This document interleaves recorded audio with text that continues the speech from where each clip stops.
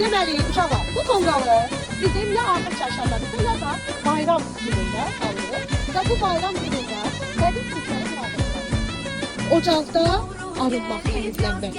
Baxın, burada bir ritualımız var. Qədim Türklər, bizim yəni kökənlərimiz, dədə-babalarımız. Ocaqlar. Nə edirlər? Temizlənirdi, aranırdılar. Və üstündən də atalım, ağırlığımızı bırakın.